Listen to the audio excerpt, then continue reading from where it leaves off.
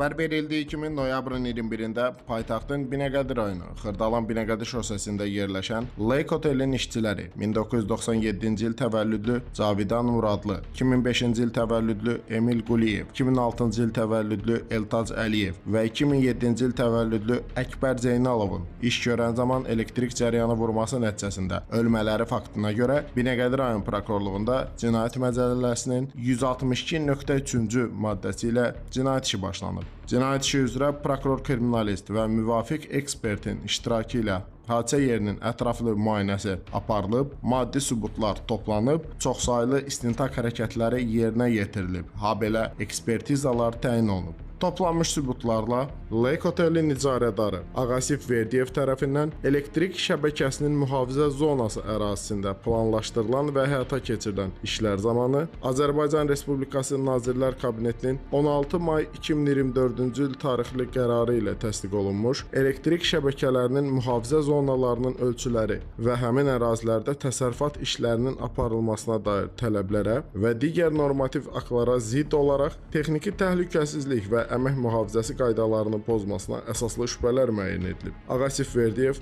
noyabrın 21-də cinayət işi üzrə rayon prokurorluğu tərəfindən şübhəli şəxs qismində tutulub. Noyabrın 22-sində isə Ağasif Verdiyev Cinayət Məcəlləsinin 162.3-cü maddəsi ilə təqsirləndirilən şəxs qismində cəlb olunaraq ona həmin maddədə nəzərdə tutulan ittiham elan olunub. İstintaq orqanının vəsatəti və ibtidai araşdırmaya prosessual rəhbərliyi həyata keçirilən prokurorun təqdimatı əsasında Ağasif Verdiyevin barəsində Bakı şəhər Binəqədi rayon məhkəməsinin qərarı ilə həbs qəti imkan tədbiri seçilib. Hazırda cinayət işi üzrə ibtidai istintaq davam edir və baş vermiş hadisədə təqsiri olan bütün şəxslərin müəyyən edilərək məsuliyyətə cəlb olunmaları istiqamətində zəruri istintaq və əməliyyat axtarış tədbirləri həyata keçirilir.